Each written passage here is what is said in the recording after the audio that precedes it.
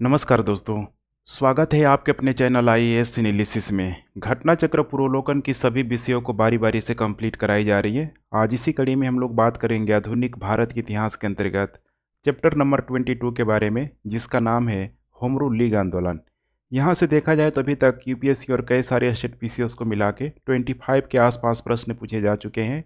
इन्हीं सारे प्रश्नों को हम लोग डिटेल से एनालिसिस करेंगे कॉन्सेप्ट प्लस फैक्ट के माध्यम से। तो बिल्कुल मेरे साथ बने रहिए। नए लोग हैं तो चैनल को सब्सक्राइब जरूर कर लीजिए। आज का पहला प्रश्न है, होम रूल लीग आंदोलन सर्वप्रथम किसने आरंभ किया था? काफ़ी आसान सा प्रश्न है। इसका करेक्ट उत्तर हो जाएगा एनी बेसेंट। अब यहाँ पे होम रूल लीग आंदोलन को पूरा हम लोग समझने का प्रयास करते हैं, थोड़ा डिटेल्स करने का प्रयास करते हैं, ताकि एग्जाम में अगर यहाँ से कोई भी प्रश्न आए तो आसानी से आप उसे हैंडल कर पाए। देखिए, होम रूल लीग आंदोलन जैसा कि नाम से ही लग रहा है, होम रूल लीग आंदोलन, यह कहाँ से प्रभावित था? तो यह आयरलैंड या फिर उस समय आयरिश भी बोला जाता था, तो आयरलैंड या फिर आयरिश से प्रभावित था। और इसमें जो महिला थी एनी बेसेंट, ये भारतीय महिला नहीं थी, नाम से ही लग रहा है एनी बेसेंट। यह एक आयरिश महिला के रूप में मौजूद थी। और दूसरे तरफ यहाँ पे देखा जाए तो बाल गंगाधर तिलक ये भी मौजूद थे। दोनों ही लोगों के द्वारा होम रूल लीग आंदोलन चलाया गया था। और ये कब कब चलाया गया था, ये काफ़ी इंपॉर्टेंट है। जैसे कि तिलक के द्वारा सबसे पहले चलाया गया था अप्रैल 1916 में, अप्रैल 1916 में चलाया गया था। और एनी बेसेंट के द्वारा थोड़ा लेट चलाया गया था, सितंबर 1916 में। तो 1916 में ही होम रूल लीग आंदोलन चलाने का घोषणा कर दी गई थी। और उस समय जो वायस राय था, इस वायस राय के नाम से आप लोग ऑलरेडी परिचित हैं यहाँ पे, लॉर्ड हार्डिंग। लॉर्ड हार्डिंग उस समय यहाँ पे वायस राय के रूप में यहाँ पे मौजूद था। अब यहीं आपको देखना है कि जब होम रूल लीग आंदोलन जब चलाया जा रहा तो स्वाभाविक सी बात है कि भारतीयों को एक तरीके से यूनाइट करने का प्रयास किया जा रहा था। स्वराज जैसे चीज़ें जो इसके मुख्य लक्ष्य हुआ करती थी, तो ब्रिटिशरों पे यहाँ पे प्रभाव पड़ेगा ही पड़ेगा। और यही जो प्रभाव है देखेंगे ब्रिटिशरों पर पड़ना यहाँ पे शुरू होगा।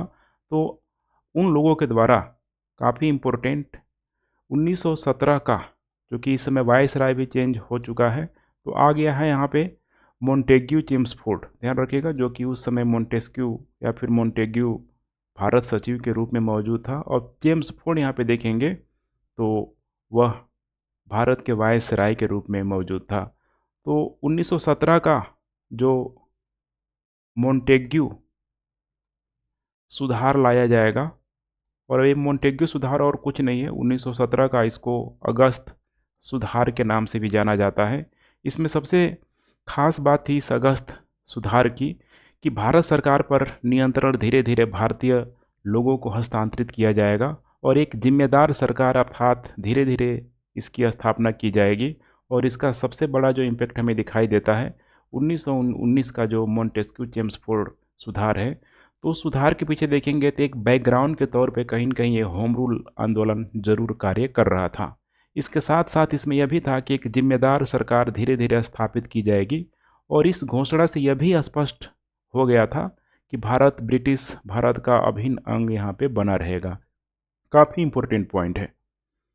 यहाँ पे देखेंगे तो तिलक के तरफ या फिर तिलक के साइड से कुछ नाम काफ़ी इंपॉर्टेंट हो जाता है। जैसे कि पहली बार बाल गंगाधर तिलक ने एनसी केलकर के साथ सचिव के रूप में काम किया। तो यहाँ पे एक NC Kelkar home rule league आंदोलन के तिलक के साइड ये सचिव थे। इसके अलावा जोसेफ बैप्टिस्टा इसके अध्यक्ष थे। यहाँ पे मैं मेंशन कर देता हूँ, ये थे सचिव और यहाँ पे थे अध्यक्ष जोसेफ जोसेफ पूरा नाम है इनका जोसेफ बैप्टिस्टा, इसके अध्यक्ष के रूप में चुने गए थे, जो कि पूना में शुरुआत किया गया था अप्रैल 1916 में। दूसरी ओर देखेंगे तो जो सितंबर 1916 में जो यहाँ पे शुरू किया गया था एनी बेसेंट के द्वारा, यहाँ पे भी कुछ इम्पोर्टेंट नाम है। एनी बेसेंट ने अपने lieutenant George Arundale, lieutenant George Arundale, इसके अलावा सीपी रामास्वामी, सीपी रामास्वामी अय्यर, इसके अलावा बीपी पाडिया या फिर बीपी वाडिया, ये बहुत इंपॉर्टेंट नाम है। बीपी वाडिया का नाम आपको जरूर ध्यान रखना है। कई बार दे देता है कि बीपी वाडिया किसके साइड थे, एनी बेसेंट या फिर तिलक, तो यहाँ पे हो जाएगा एनी बेसेंट के साइड। तो यहाँ पे हो जाएगा बीपी वाडिया। तो इनके साथ देखेंगे तो मद्रास के आसपास एक जगह का नाम है अड्यार, वहाँ से एनी बेसेंट ने होम रूल लीग आंदोलन की शुरुआत की गई थी। तिलक के द्वारा यहाँ पे देखा जाए तो बहुत बड़े क्षेत्र में नहीं था। यहाँ पे मैं मैप के माध्यम से समझाने का प्रयास करता हूँ। यहाँ पे देख पा रहे हैं ये जो दक्कन का जो इलाका है, खासकर महाराष्ट्र है, कर्नाटक है, मध्य प्रांत में देखेंगे तो बरार वगैरह है, ठीक है। इन्हीं सारे क्षेत्रों में जो था ना दक्कन का सल्तनत, आप लोगों ने ज़रूर पढ़ा होगा। इधर अहमदनगर, गोलकुंडा, बरार, तो इन सारे क्षेत्रों में देखेंगे तो जो भी यहाँ पे होम रूल लीग आंदोलन चलाया जा रहा था वो तिलक के नेतृत्व में ही यहाँ पे चलाया जा रहा था। और शेष भारत में देखेंगे तो फिर वहाँ पे जो इन्फ्लुएंस था वो यहाँ पे एनी बेसेंट का था। लेकिन अगर इंटेंसिटी के दृष्टिकोण से देखेंगे तो तिलक का जो होम रूल लीग आंदोलन था कम ही लोगों को ज़्यादा इफेक्टिव तरीके से प्रभावित कर रहा था। लेकिन चूंकि एनी बेसेंट का यहाँ पे देखा जाए तो पूरे भारत के स्तर पे चलाया जा रहा था, तो एक शिथिल या फिर एक फ्लेक्सिबल आंदोलन के रूप में भी इसे आप कह सकते हैं, ये सब यहाँ पे चलाया जा रहा था। और इसका मैंने बता दिया था कि मुख्य जो उद्देश्य था, क्यों चलाया गया था, तो वो था यहाँ पे स्वशासन के लिए, स्वशासन प्राप्ति करने के लिए यहाँ पे चलाया गया था। जैसे कि तिलक के स्टेटमेंट में आप समझ सकते हैं कि स्वराज्य मेरा जन्मसिद्ध अधिकार है, मैं इसे लेकर रहूँगा, ऐसे सारा नारा दिया गया था। और तिलक के द्वारा फिर यहीं से देखेंगे तो महर्ता जो कि अंग्रेजी समाचार पत्र था, इसके अलावा केसरी जो मराठी समाचार पत्र था, न्यू इंडिया और एनी बेसेंट का राष्ट्रमंडल होम रूल लीग आंदोलन से जुड़ा हुआ था। कई सारे पत्रिकाएं यहाँ पे निकाली जा रही थी। इसके अलावा जब ये सारी एक्टिविटी यहाँ पे होने लगी तो तिलक को ही एक ब्रिटिश लेखक है, ब्रिटिश व्यक्ति है जिसका नाम है सर इग्नाटियस वैलेंटाइन चिरोल, अशांति का पिता भी बोलेगा। ध्यान रखिएगा, तिलक को अशांति का पिता या फिर अशांति का जनक के रूप में भी यहाँ पे जाना जाएगा। कई बार इसका भी नाम पूछ लिया जाता है। इसके अलावा देखेंगे आगे चल के माना जाता है कि 1918 के आसपास बहुत सारे इतिहासकारों का मानना था कि विलय नहीं हुआ था, बहुत किसी का मानना है कि विलय हुआ था। फाइनली देखा जाए तो देखिए एनी बेसेंट और तिलक के बीच ऐसा नहीं था कि सब चीज़ यहाँ पे ठीक था। थोड़ा बहुत तो देखिए पार्टी कार्यकर्ताओं में जब दो अलग अलग चीज़ें यहाँ पे चलाई जा रही है लेकिन लक्ष्य एक ही है, तो थोड़ा बहुत मनमुटाव यहाँ पे होता ही होता था। लेकिन एक फाइनल जो चीज़ था कि दोनों का जो लक्ष्य था यहाँ पे स्वशासन की प्राप्ति, तो इसीलिए यहाँ पे माना जाता है कि 1918 में यहाँ पे विलय कर दिया गया था। और गांधी भी 1915 में आ चुके थे, 1916 का लखनऊ अधिवेशन चल रहा था। और गांधी भारत में आने के बाद जिसे वे भी यहाँ पे देखा जाए तो गांधी भी लोगों को कनेक्ट करने का प्रयास कर रहे थे। इसीलिए गांधी इस समय होम रूल लीग आंदोलन के सदस्य वे नहीं बने हुए थे, खुद ही अपना एक तरीके से इन्फ्लुएंस बढ़ाने में गांधी यहाँ पे लगे हुए थे।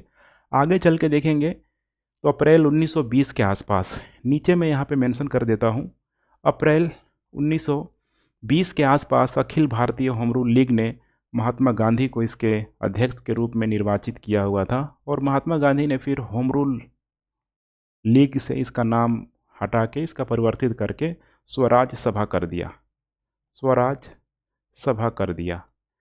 तो ये एक इम्पोर्टेंट फैक्ट है, इसे आपको ध्यान रखना है। अब जितनी सारी चीज़ों को मैंने बताया हुआ है कॉन्सेप्ट प्लस फैक्ट के माध्यम से, वही सारी चीज़ें देखेंगे तो आगे एक एक सवाल में बन के आएगा, तो वहाँ पे हमारा समय आसानी से सेव हो जाएगा। तो चलिए हम लोग अगला प्रश्न देखते हैं। 1915-16 में दो होम रूल लीग आरंभ की गई, किसके किसके नेतृत्व में की गई? अब तो ये आसान सा प्रश्न हो जाएगा। दो लोगों का नाम एनी बेसेंट और दूसरा है यहाँ पे बाल गंगाधर तिलक, जो कि तिलक के द्वारा सबसे पहले अप्रैल 1916 में शुरू किया गया था और एनी बेसेंट के द्वारा देखेंगे तो सितंबर 1916 के आसपास शुरू किया गया था। एनी बेसेंट मुख्यतः संबंध रही है, किससे संबंध रही है? अब यहाँ पे देखेंगे ना तो जो होम रूल लीग आंदोलन का ही एक तरीके से ट्रांसलेशन कर दिया गया है गृह शासन आंदोलन से, तो इसीलिए यहाँ पे करेक्ट ऑप्शन यहाँ पे हो जाएगा बी। ध्यान रखिएगा बी। भारत में होम रूल लीग की स्थापना मूलतः जो आइडियाज़ है ना, चूँकि ये आयरिश जो महिला थी, आयरलैंड वगैरह में ये सब चीज़ यहाँ पे हो चुका था, तो यहीं से इनके द्वारा विचारधारा को लाया गया था। लेकिन उस विचारधारा को सबसे पहले जो इम्प्लीमेंट किया गया बाल गंगाधर तिलक के द्वारा ही किया गया, चूँकि अप्रैल में ही उन्होंने यहाँ पे शुरू कर दिया था, काफ़ी इम्पोर्टेंट है। एनी बेसेंट के कुछ इम्पोर्टेंट बुक्स का आप नाम याद रखेंगे, जैसे कि होम रूल लीग की जो व्याख्या है एनी बेसेंट ने 1914 में अपनी पुस्तक कॉमनीवाल, ये बहुत इंपॉर्टेंट है, बार बार एग्जाम में पूछा जाता है। कॉमनीवाल में एनी बेसेंट के द्वारा की गई थी, जिसमें ब्रिटिश साम्राज्य के अंतर्गत, बिल्कुल स्वतंत्र नहीं, ध्यान रखिएगा, ब्रिटिश साम्राज्य के अंतर्गत स्वशासन के उद्देश्य को ध्यान में रख के, स्वशासन के उद्देश्य को ध्यान में रख के धार्मिक स्वतंत्रता, राष्ट्रीय शिक्षा तथा सामाजिक और राजनीतिक सुधारों के आधारभूत कार्यक्रम बनाया गया था, या आखिर हम किस तरह के एक्टिविटी को करके स्वशासन को हम लोग यहाँ पे पूरी तरीके से प्राप्ति कर सकते हैं। भारत में यह आंदोलन प्रथम विश्व युद्ध के दौरान काफ़ी लोकप्रिय रहा था, क्योंकि प्रथम विश्व युद्ध लगभग 1914 से लेकर 18 तक चला था, और 1916 में ही ये काफ़ी फेमस हो चुका था, होम रूल लीग आंदोलन। प्रथम विश्व युद्ध के दौरान आंदोलन जो भारत में लोकप्रिय हुआ वह क्या था? तो प्रथम विश्व युद्ध के दौरान जो फेमस हुआ था, होम रूल लीग आंदोलन ही फेमस हुआ था। निम्नलिखित में से किसका योगदान होम रूल लीग की स्थापना में नहीं था? अब बाल गंगाधर तिलक का था, एनी बेसेंट का था। इसके अलावा देखेंगे तो एस सुब्रमण्यम अय्यर का भी यहाँ पे नाम दिया गया है। तो यहाँ पे देखा जाए ना, तो एस सुब्रमण्यम अय्यर का भी नाम यहाँ पे जुड़ा हुआ था।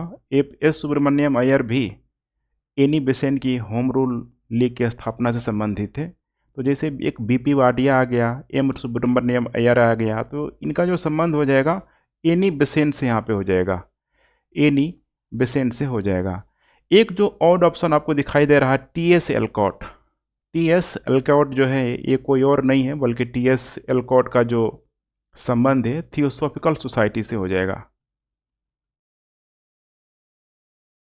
थियोसॉफिकल सोसाइटी की स्थापना से संबंधित है, इसीलिए correct answer will be according to option, right option will be D.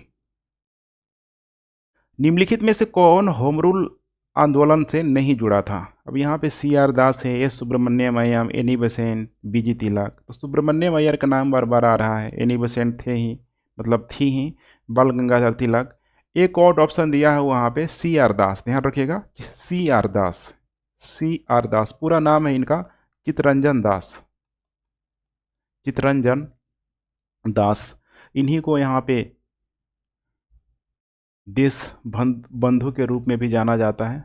कई बार भी प्रश्न पूछ लिया जाता है कि देश बंधु किसे बोला जाता है, तो ध्यान रखिएगा सी.आर. दास। तो ये भी यह एक, ठीक है, भारतीय स्वतंत्रता आंदोलन के दौरान एक काफ़ी मोस्ट फेमस पर्सनालिटी के रूप में, जो कि स्वतंत्रता सेनानी, राजनीतिक कार्यकर्ता, वकील, सबसे इम्पोर्टेंट है, बड़े मात्रा में उस समय जो भी लीडरशिप के रूप में जो लोग मौजूद थे, देखेंगे तो कहीं न कहीं, ठीक है, उनका जो पेशा था, उनका जो प्रोफेशन था, वो वकील ही हुआ करते थे। और बंगाल में ब्रिटिश राज के दौरान स्वराज पार्टी के संस्थापक भी थे, क्योंकि स्वराज पार्टी की स्थापना भी होगी 1923 में। देखेंगे तो जब असहयोग आंदोलन की समाप्ति हो जाएगी, तो असहयोग आंदोलन की समाप्ति के पश्चात कांग्रेस में ही एक आपको फूट पड़ती हुई नजर आएगी, जिसमें सी.आर. दास नेतृत्व कर रहे थे, साथ में मोतीलाल नेहरू जैसे नेता भी मौजूद थे।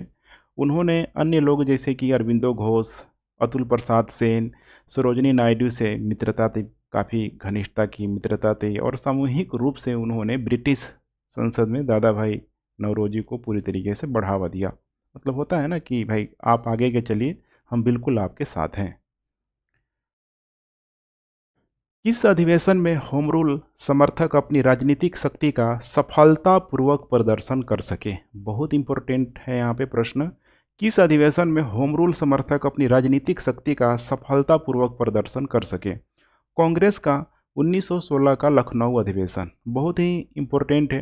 कांग्रेस का जो 1916 का जो लखनऊ अधिवेशन होगा, जैसे कि बाल गंगाधर तिलक का नाम पिछले क्लास मैंने बताया था कि भले ही आर.सी. मजूमदार के द्वारा कांग्रेस की अध्यक्षता की जा रही थी, लेकिन देखा जाए तो कहीं न कहीं जो लीडरशिप जो किया जा रहा था बाल गंगाधर तिलक के द्वारा किया जा रहा था, मुस्लिमों की तरफ से जिन्ना के द्वारा किया जा रहा था। यही कारण है कि जो भी यहाँ पे औपचारिकता हुई, जो भी यहाँ पे डॉक्यूमेंटेशन की प्रक्रिया हुई, उसमें जो साइन था होम रूल लीग के आंदोलन माने होम रूल लीग के संस्थापक बाल गंगाधर तिलक का यहाँ पे साइन था। तो इसीलिए ये प्रश्न काफ़ी इंपॉर्टेंट हो जाता है कि किस अधिवेशन में होम रूल लीग समर्थक अपनी राजनीतिक शक्ति का सफलतापूर्वक प्रदर्शन कर सके। Right option will B A. Home rule league आंदोलन भारत के स्वतंत्रता संग्राम के एक नए चरण के आरंभ का घोतक था, क्योंकि इसने क्या किया, इसने देश के सामने स्वशासन की एक ठोस योजना रखी। बिल्कुल ही पहला ही ऑप्शन करेक्ट है। मैं तभी से आपको समझाते आ रहा हूँ कि इसका जो सबसे बड़ा जो मोटो था, सबसे बड़ा जो उद्देश्य था कि स्वशासन की प्राप्ति करना। अब इस स्वशासन की प्राप्ति को लेकर जैसे कि एनी बेसेंट का था कि हमें स्वशासन मिलना चाहिए, लेकिन अंग्रेजों के अंतर्गत ही यहाँ पे मिलना चाहिए। दूसरी तरफ बाल गंगाधर तिलक का भी स्वशासन का कुछ अलग मायने था, लेकिन स्वशासन को लेके था। यही चीज़ है ना, देखिए स्वशासन एक ऐसा शब्द था जिसको एक लाइन में जो डिफाइंड यहाँ पे किया जाए ना तो बहुत यहाँ पे मुश्किल हो जाएगा। इस शब्द को लेके जैसे कि एक छोटा सा मैं एग्जाम्पल से आपको समझाने का प्रयास करूँ कि गांधी के द्वारा भी असहयोग आंदोलन को चलाने से पहले बोला गया था कि अगर ये आंदोलन सफल रहा तो 1 साल के अंदर हमें स्वशासन मिल जाएगा। अब गांधी के संदर्भ में उस समय स्वशासन की मांग क्या थी, लेकिन जो इसका आम जो डिफिनीसन है स्वशासन माने हमें अपने ऊपर खुद क्या करना है, शासन करना है, हमें अपने लोगों पे सहयोग पूर्वक यहाँ पे शासन करना है। तो इसीलिए यहाँ पे स्वशासन के डिफिनीसन को लेके देखेंगे तो अलग अलग समय में इसका डिफिनीसन भी आपको अलग अलग व्यक्तियों के द्वारा यहाँ पे डिफाइन किया गया अपने अकॉर्डिंग। ये चीज़ें काफ़ी इंपॉर्टेंट हो जाती है। तो इसने देश के सामने स्वशासन की एक ठोस योजना रखी। बिल्कुल ही करेक्ट ऑप्शन है। और जैसा कि होम रूल लीग आंदोलन के दोनों नेताओं जैसे कि बाल गंगाधर तिलक है, एनी बेसेंट, इन लोगों की नज़र में स्वराज का अर्थ करीब एक जैसा था कि ब्रिटिश साम्राज्य के अंतर्गत ही स्थानीय प्रांतीय, जैसे कि ब्रिटिश साम्राज्य है, ब्रिटिश साम्राज्य ने पूरे भारत पे कंट्रोल नहीं किया था। ब्रिटिश भारत ने लगभग देखा जाए तो 60 से 70% भूभाग पे कंट्रोल किया था और लगभग 80% जनसंख्या इस पे रहा करती थी। ऐसा नहीं था कि पूरे भारत पे कंट्रोल था, क्योंकि बहुत सारे छोटे छोटे राजा रजवाड़े भी थे, इंडिपेंडेंट थे यहाँ पे, लेकिन पूर्णतः इंडिपेंडेंट नहीं थे। जैसे कि उनके वैदेशिक रक्षा जैसे मामले कहीं न कहीं अंग्रेजों के अधीन ही हुआ करती थी। तो इसीलिए कुछ एरिया इसमें बच जाता है, लगभग 30-40% एरिया बच जाता है, जिसमें ब्रिटिश प्रांत राजा रजवाड़े सब यहाँ पे देखा जाए तो वे भी शासन कर रहे थे। तो ब्रिटिश साम्राज्य के अंतर्गत स्थानीय प्रांतीय केंद्रीय स्तर पर उत्तरदायी शासन एवं प्रशासन की आधिकारिक व्यवस्था यहाँ पे की जाए। होम रूल लीग के संबंध में निम्नलिखित में से क्या असत्य है? सबसे पहले इसकी योजना एनी बेसेंट ने वर्ष 1914-15 में प्रस्तुत की थी। अब यहाँ पे देखिए ये कहना कोई गलत नहीं होगा, तभी मैंने आपको बताया हुआ था कि 1914 में 2 जनवरी 1914 को एनी बेसेंट की जो पुस्तक आई थी कॉमनीवाल, ध्यान रखिएगा कॉमनीवाल पुस्तक है या पत्रिका है, पत्रिका है, कॉमनीवाल पत्रिका में ही पूरा पूरा उन्होंने एक स्ट्रक्चर बताया हुआ था कि आखिर होम रूल लीग आंदोलन का उद्देश्य क्या है, किस तरीके से इसको यहाँ पे इम्प्लीमेंटेशन किया जाए। तो इसीलिए कहना गलत नहीं होगा कि सबसे पहले इसकी योजना वर्ष एनी बेसेंट ने वर्ष 1914-15 में प्रस्तुत की थी। तिलक की होम रूल लीग आंदोलन महाराष्ट्र, कर्नाटक, मध्य प्रांत, बरार तक सीमित थी। बिल्कुल ही ये भी करेक्ट ऑप्शन है, ए भी करेक्ट है, बी भी करेक्ट है, मैंने बता दिया है। तिलक का जो दक्कन का जो क्षेत्र है इन्हीं सारे क्षेत्रों तक ये सीमित था। बाकी ओवरऑल जो क्षेत्र बच जा रहा है, ऊपर है नीचे है, यहाँ पे एनी बेसेंट के द्वारा चलाया जा रहा था। तिलक द्वारा स्थापित होम रूल लीग अधिक शक्तिशाली थी। शुरुआत ही में मैंने आपको बताया था कि अगर इंटेंसिटी के दृष्टिकोण से यहाँ पे देखा जाए तो बिल्कुल ही ये करेक्ट ऑप्शन प्रतीत होता है कि देखिए बड़ा एरिया पे ना कोई भी चीज़ को लागू करना हमेशा ही एक टेढ़ा खीर होता है, टेढ़ी खीर होती है, इतना आसान नहीं होता है। ह्यूमन पावर, रिसोर्सेज, बहुत सारी चीज़ों को ज़रूरत पड़ती है। कोई भी स्कीम है, खुद आप एग्जाम्पल से समझने का प्रयास कीजिए कि अगर कोई भी सेंट्रल गवर्नमेंट का है और स्टेट गवर्नमेंट का है, दोनों में अंतर आपको दिखाई देगा। सेंट्रल गवर्नमेंट में चूँकि पूरे पूरे भारत में उस स्कीम को अगर लागू किया जा रहा है तो ज़रूरी नहीं है कि सारे लोगों को समान रूप से बेनिफिट साबित हो, मतलब बेनिफिट यहाँ पे मिले ही मिले।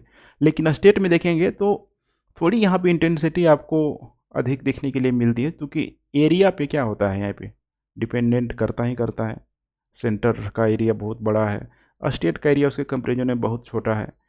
तो इस चीज़ को आपको समझने की ज़रूरत है। तो इसीलिए यहाँ पे तिलक, और ऊपर से तिलक भारतीय, तो जो भी इनके मेंबर हुआ करते थे, खासकर यहाँ पे देखेंगे तो इनकी जो शाखाएँ थी ना बहुत लिमिटेड थी। 6 ही शाखाएँ तिलक के पास मौजूद थी, होम रूल लीग आंदोलन को लेके, चलाने को लेके। देश के बाकी हिस्सों में देखेंगे तो एनी बेसेंट के जिम्मे ही आया था, और बेसेंट का लीग देखा जाए तो बहुत बड़ा होने के कारण ना बहुत ही ढीला ढाला था। कोई भी 3 व्यक्ति, खुद सोचिए, होम रूल लीग आंदोलन एनी बेसेंट के द्वारा जो चलाया जा रहा था, कोई 3 व्यक्ति उसकी यहाँ पे एक ब्रांचेज खोल सकता था, जबकि तिलक का संगठन बहुत मजबूत हुआ करता था। सभी 6 शाखाओं के काम और कार्य क्षेत्र निर्धारित थे, और इसीलिए देखा जाए तो कई सारे इतिहासकारों के यहाँ पे मानना है कि दोनों विलय नहीं करना चाहते थे। जैसे मैंने आपको शुरुआत में बताया था ना कि 1918 में विलय हुआ था। बहुत सारे इतिहासकारों का मानना है कि विलय नहीं हुआ था, क्योंकि इसमें बाल गंगाधर तिलक राजी नहीं थे कि एनी बेसेंट का संगठन बहुत ढीला ढाला है। इसीलिए यहाँ पे देखेंगे तो एनी बेसेंट के शब्दों में, जैसे कि वो बता रही है कि बहुत सारे जो तिलक के समर्थक हैं वे मुझे पसंद नहीं करते, और ऐसा नहीं है कि मेरे भी कुछ समर्थक तिलक को पसंद नहीं करते, ऐसा होता है। कार्यकर्ताओं में इस तरह की एक्टिविटी आपको देखने के लिए मिल जाएगी। सपोज़ करिए अब एनडीए का यहाँ पे गवर्नमेंट है, एनडीए के गवर्नमेंट में बीजेपी है। अब बहुत सारे बीजेपी के नेता अपने प्रमुख लीडर को काफ़ी अच्छा मानते हैं, लेकिन एनडीए में ही कुछ ऐसी जो पार्टी मौजूद है, बिहार से ले लीजिए, आंध्र प्रदेश से ले लीजिए, जो कि बीजेपी के कार्यकर्ता में भी ठीक है पूरी तरीके से खुल के समर्थन ना करते हैं, मजबूरी है करनी पड़ेगी। और ठीक वैसे ही हो जाएगा जो भी यहाँ पे बिहार है, आंध्र प्रदेश है, उनके समर्थकों के बीच, कि अपने नेता को तो ये मानते हैं लेकिन बीजेपी के प्रमुख नेता को उतनी तवज्जो देने का प्रयास नहीं करते हैं। तो ऐसा कार्यकर्ताओं में एक वैचारिक मतभेद आपको देखने के लिए मिलेगा ही मिलेगा, लेकिन चूंकि मजबूरी है यहाँ पे सरकार बनाना है, करना है, यही हाल आपको समझना है कि एनी बेसेंट और जो बाल गंगाधर तिलक है, इनको सुशासन तो यहाँ पे लाना ही लाना है। तो इसीलिए यहाँ पे एनी बेसेंट बता रही है कि ऐसा नहीं था कि हम दोनों के बीच कोई झगड़ा था, हमें तो साथ में लेके चलना था। हाँ, लेकिन थोड़ा बहुत कार्यकर्ताओं में मोटाव जरूर था। तो चौथा स्टेटमेंट है, तिलक और बेसेंट के मतभेदों के उपरांत दोनों लीग बनी रही। अब डी ऑप्शन भी यहाँ पे देखेंगे ना, तिलक और बेसेंट के मतभेदों के उपरांत दोनों लीग बनी रही, इसमें कोई डाउट नहीं होना चाहिए। तो आपको लग रहा है कि सही उत्तर कौन सा होगा? देखिए यहाँ पे इसको पूछा गया है, यूपीपीसीएस 2004 में पूछा गया है और स्टार लगा दिया गया है, क्योंकि इसमें कोई भी ऑप्शन गलत नहीं है। तिलक तथा एनी बेसेंट द्वारा बनाए गए होम रूल लीगों को एक में मिला दिया गया था। कब मिलाया गया था? अब मैंने बताया था कि 1918 में ऑफिशियली आंसर है यहाँ पे, जो कि उत्तराखंड पीसीएस के द्वारा 2002 में लिया गया था। वैसे तो उसमें 1918 बताया गया था, तो ये आपको ठीक है सही ऑप्शन मान सकते हैं। अगर 1918 नहीं दिया है तो आप स्टार मार्क करके चलेंगे। निम्न में से कौन फेबियन आंदोलन का प्रस्तावक था? फेबियन आंदोलन का जो प्रस्तावक था, इसमें तो देखिए जो भी नाम दिया हुआ है, एक नाम जो दिखाई दे रहा है एनी बेसेंट, तो एनी बेसेंट का ही संबंध है। लेकिन फेबियन आंदोलन देखिए एक ब्रिटिश समाजवादी संगठन हुआ करता था, इसके बारे में आप लोग जान लीजिए। ब्रिटिश समाजवादी संगठन हुआ करता था, और जिसका जो उद्देश्य था क्रांतिकारी तख्ता पलट के बजाय, क्रांतिकारी तख्ता पलट के बजाय लोकतंत्र में क्रमिक सुधार हो, लोकतंत्र में क्रमिक सुधार हो, और उस सुधार के माध्यम से जो भी लोकतंत्र है, लोकतंत्र के आदर्शों को, उसके सिद्धांतों को आगे बढ़ाना है। और फेबियन सोसाइटी ऐतिहासिक रूप से देखा जाए तो कट्टरपंथ, एक वाम पंथ के रूप में भी समझ सकते हैं, उदारवादी परंपरा से भी संबंधित थी।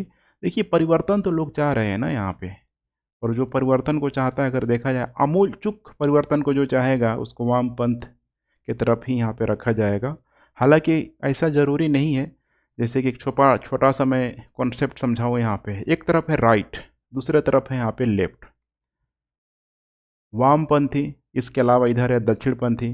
तो राइटपंथी भी अगर चेंज को चाहते हैं तो इस चेंज को करने के लिए देखिए यहाँ पे परिवर्तन को करने के लिए हिंसक गतिविधियाँ यहाँ पे आपको कम दिखाई देगी और यहाँ पे आपको लेफ्ट की तरफ हिंसक गतिविधियाँ अधिक दिखाई देगी। क्योंकि यहाँ पे जो परिवर्तन है आमूल चूक परिवर्तन है।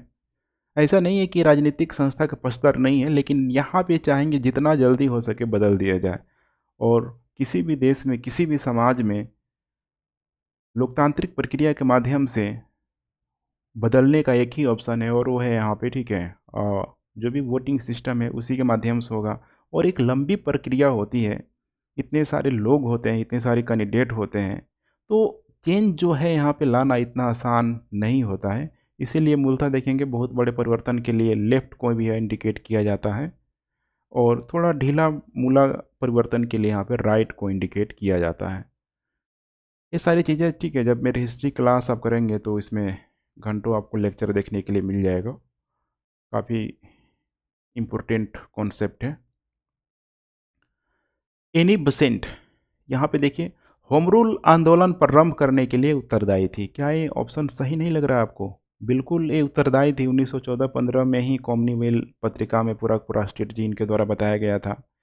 थियोसॉफिकल सोसाइटी की संस्थापका थी। देखिए थियोसॉफिकल सोसाइटी की संस्थापना जो की गई थी, ये तो सबसे पहले देखिए इसकी जो स्थापना भारत में नहीं की गई थी। इसकी स्थापना आपको ध्यान रखना है विदेशी लोगों के द्वारा यहाँ पे अमेरिका में की गई थी, मैडम ब्लावेट्स्की द्वारा।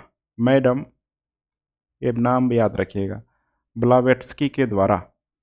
इसके और एक व्यक्ति शामिल थे, कर्नल अर्काट।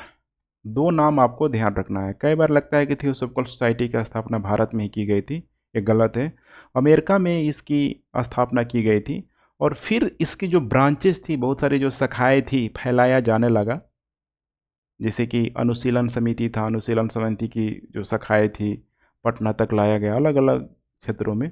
वैसे ही एक शाखा जो भारत में इसकी यहाँ पे खोला गया था 1889 में, और इस शाखा को खोलने का जो श्रेय दिया गया था एनी बेसेंट, जो नेतृत्व किया गया था एनी बेसेंट के नेतृत्व में किया गया था। तो इसीलिए यहाँ पे थियोसॉफिकल सोसाइटी के संस्थापक एनी बेसेंट बनी। ये कहना गलत होगा। इसकी जो संस्थापक दो लोग थे, मैडम ब्लावेट्स्की और कर्नल अर्काट। इंडियन नेशनल कांग्रेस की एक बार अध्यक्ष थी, बिल्कुल करेक्ट है। और ये इतना फेमस प्रश्न बन जाता है कि कांग्रेस की महिला अध्यक्ष के रूप में सबसे पहले किसने अध्यक्षता की थी, तो एनी बेसेंट ही हो जाएगा। भारतीय महिला का जब नाम आएगा तब आपको सरोजिनी नायडू लगाना होता है, लेकिन एनी बेसेंट के द्वारा की गई थी। तो पहला और तीसरा करेक्ट स्टेटमेंट है, इसीलिए राइट ऑप्शन विल बी हो जाएगा सी।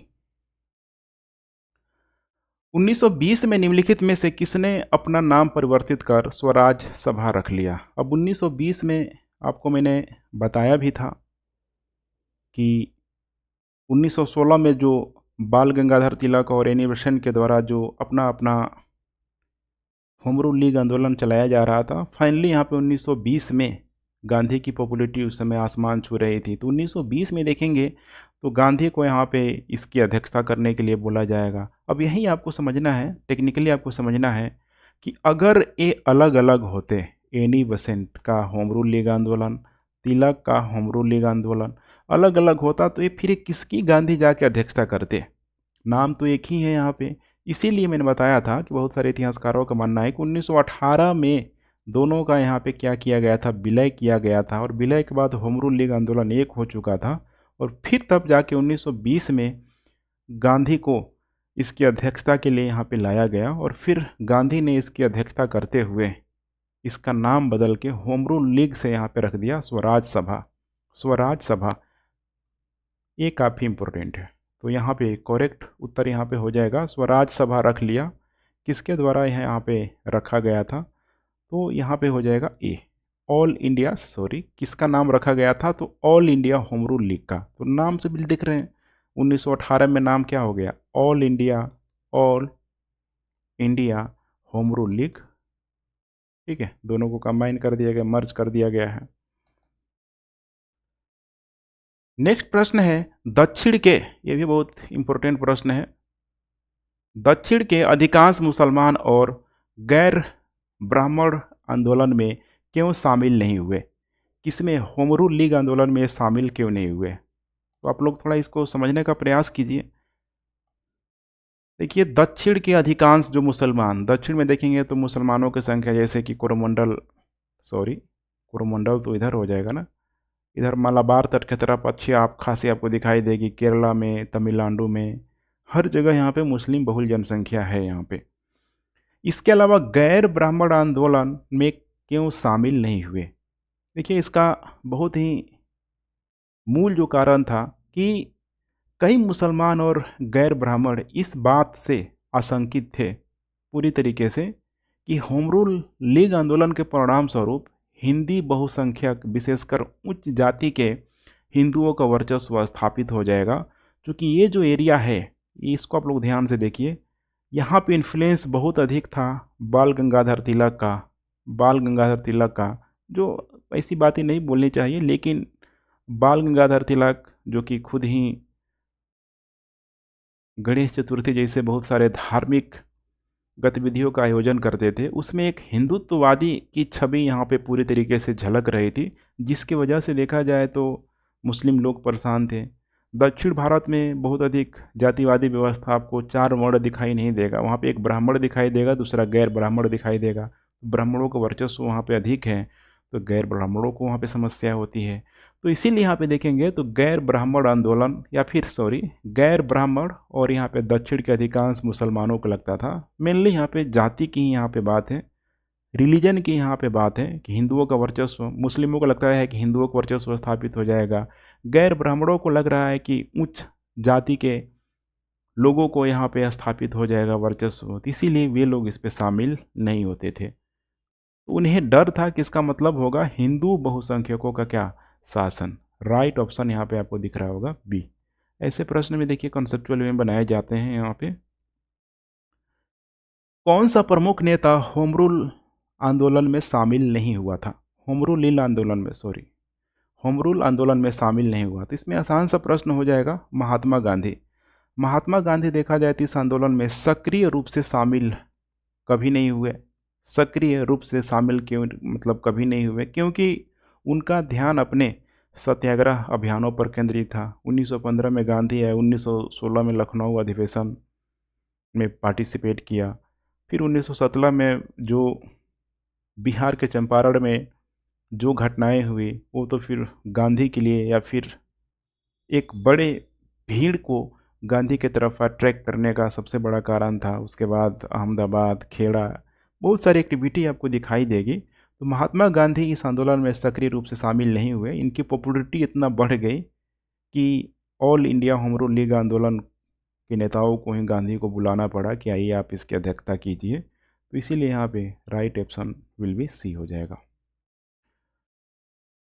होम रूल लीग अभियान में अपना संदेश फैलाने के लिए क्या शामिल किया गया था? अब देखिए, कोई भी विचार है, कोई भी बातें हैं, अगर लोगों तक समझाना है, उसको ठीक है फैलाना है, तो आज के नेता लोग क्या करते हैं, जो भी अलग अलग जो अभियान के रूप में, अलग अलग बैठक के रूप में, अलग अलग राजनीतिक शिक्षा के रूप में, प्रचार, एडवर्टाइजमेंट आजकल देख ही रहे हैं। तो ये तो करेंट सिनारियो से भी आप समझ सकते हैं आसानी से। राइट ऑप्शन भी हो जाएगा सी, राजनीतिक शिक्षा, सार्वजनिक बैठक, पुस्तकालय, प्रचार और सामाजिक कार्य, ये सारी एक्टिविटी आपको करते हुए दिखाई देंगे ताकि एक बड़े रूप में लोगों को पता लग सके। एनी बेसेंट की होम रूल लीग के आयोजन सचिव कौन थे? अब देखिए, यहाँ पे प्रश्न पूछ लिया और मैंने आपको बताया था शुरू में ही, इसमें दिया है कि एनी बेसेंट की होम रूल लीग के आयोजक सचिव कौन थे? तो शुरुआती पे देखेंगे तो जॉर्ज अरुंडेल के द्वारा, काफ़ी इंपॉर्टेंट नाम है, जॉर्ज अरुंडेल ने होम रूल लीग के आयोजन सचिव के रूप में कार्य किया था। बाकी BW वाडिया भी मौजूद थे, लेकिन जो प्रश्न पूछा जा रहा है कि आयोजक सचिव के रूप में कौन कराया गया था, तो हो जाएगा जॉर्ज अरुंडेल। दूसरी तरफ आप लोग कमेंट कर पाएंगे, आप लोग रिकॉल कर पा रहे हैं कि नहीं कर पा रहे हैं, कि शुरुआती तौर पे जब अप्रैल में 1916 में तिलक के द्वारा जब होम रूल लीग की स्थापना की गई, तो उसमें सचिव कौन था और अध्यक्ष कौन था? सचिव और अध्यक्ष कौन था? अभी मैंने आपको बताया हुआ है। जो कि आपको बहुत कम ही ऐसे इन्फॉर्मेशन देखने के लिए मिलेगा। तो कमेंट कीजिए आप लोग। तिलक की होम रूल लीग किन क्षेत्रों में फैली हुई थी? तिलक का होम रूल लीग दक्कन के क्षेत्रों में, जो कि महाराष्ट्र, कर्नाटक, मध्य प्रांत, बरार। ये बरार का नाम बहुत आ रहा है, आपको ध्यान रखना है, ठीक है। होम रूल शब्द किस देश से अपनाया गया था? तो इसको मैंने अरब में ही बताया हुआ था कि होम रूल की जो शुरुआत की गई थी आयरलैंड से की गई थी। आपको जान के बहुत अतिशयोक्ति होगी कि आयरलैंड आज कहीं न कहीं देखा जाए तो यूके का पूरी तरीके से पार्ट है, लेकिन एक समय था अमेरिकी क्रांति के पहले देखेंगे तो आयरलैंड भी, जो इंग्लैंड वासियों का एक गुलाम था, ब्रिटिश वासियों का एक गुलाम हुआ करता था, बहुत ही परेशान करते थे ये लोग। तो वहाँ पे भी कई सारे मूवमेंट चलाया गया था आयरलैंड के द्वारा, ठीक है, ब्रिटिश वासियों के खिलाफ ही यहाँ पे चलाया गया था। तो होम रूल शब्द को आयरलैंड से अपनाया गया था। और होम रूल का मतलब क्या है कि एक कॉलोनी, आश्रित देश या आप अपने नागरिक द्वारा क्षेत्रों की यहाँ पे सरकार है। और वहीं से देखेंगे तो भारतीय होम रूल आंदोलन, आयरिश होम रूल आंदोलन की तर्ज पर ब्रिटिश भारत में एक आंदोलन था। और भारतीय होम रूल आंदोलन के नेता, जैसे आपको पता है, एनी बेसेंट और हो जाएगा बाल गंगाधर तिलक। तो वही एक्टिविटी आपको यहाँ पे दिखाई देती हुई नजर आएगी। इसीलिए ना होम रूल, जैसे कि आयरलैंड वाले ने ब्रिटेन वासियों के खिलाफ जब विद्रोह किया तो उनका मतलब ये नहीं था कि बिल्कुल हमको क्या कर दो, इंडिपेंडेंट कर दो, स्वतंत्र कर लो, हमें भी अपने साथ में क्या करो, लेके चलो, हमें भी स्वशासन का अधिकार दो, रहेंगे तुम्हारे अंतर्गत ही। ठीक वही कॉन्सेप्ट यहाँ पे भारत में भी लाया गया कि भाई रहो, भारत में ही रहो, कोई दिक्कत नहीं है, लेकिन हमें स्वशासन दो, स्वशासन हमें मिलना चाहिए। तो दोनों में एक सिमिलरिटी आइडियोलॉजिकल स्तर पे आपको जरूर दिखाई दे रही होगी। होम रूल आंदोलन का आदर्श वाक्य क्या था? तो होम रूल लीग आंदोलन का आदर्श जो वाक्य था यही था, भारतीयों के लिए स्वशासन, भारतीयों के लिए स्वशासन। और वो स्वशासन की प्राप्ति कैसे होगी? तो होगी यहाँ पे संवैधानिक प्रक्रिया के माध्यम से। संवैधानिक प्रक्रिया के माध्यम से ब्रिटिश साम्राज्य में भारत के लिए स्वशासन की प्राप्ति करना था। निम्नलिखित में से कौन एक ब्रिटिश सुधारक, महिलाओं के अधिकारों के लिए एक प्रचारक और भारतीय राष्ट्रवाद की समर्थक थी? अब ये तो बहुत आसान सा प्रश्न हो जाएगा। राइट ऑप्शन विल भी यहाँ पे हो जाएगा ए, एनी बेसेंट। तिलक ने 1916 में किस शहर में अपनी होम रूल लीग की स्थापना की? तो तिलक के द्वारा जो किया गया था, आरंभिक तौर पे ही मैंने बताया हुआ था, उस शहर का नाम था बेलगांव। ध्यान रखिएगा, बेलगांव। तिलक ने 1916 में बेलगांव से ही होम रूल लीग आंदोलन की यहाँ पे शुरुआत की गई थी। और इसका जो मुख्यालय जो बनाया गया था तिलक के द्वारा, जो होम रूल लीग का जो मुख्यालय था, मुख्यालय पुणे में बनाया गया था। दो नाम बहुत इंपॉर्टेंट है, एक पुणे और स्थापना की गई थी इसकी बेलगांव में। जैसे कि मुस्लिम लीग की स्थापना ढाका में की गई थी, लेकिन उसका जो मुख्यालय लखनऊ में बनाया गया था। ऐसे ही प्रश्नों को तोड़ मरोड़ के पूछा जाता है। 1915-16 में स्थापित होम रूल लीग ने डैश डैश की सहायक इकाइयों के रूप में कार्य किया था। तो होम रूल लीग आंदोलन ने किसके सहायक इकाइयों के रूप में कार्य किया था? तो आसान सी बात है, भारतीय राष्ट्रीय कांग्रेस यहाँ पे हो जाएगा, क्योंकि ऑलरेडी 1916 में लखनऊ अधिवेशन के माध्यम से नरमपंथियों और गर्मपंथियों में एक तरीके से विलय हो गया था, मिलन हो चुका था। एनी बेसेंट देखा जाए तो भारतीय राष्ट्रीय कांग्रेस की पक्षधर के रूप में भी यहाँ पे मौजूद थी।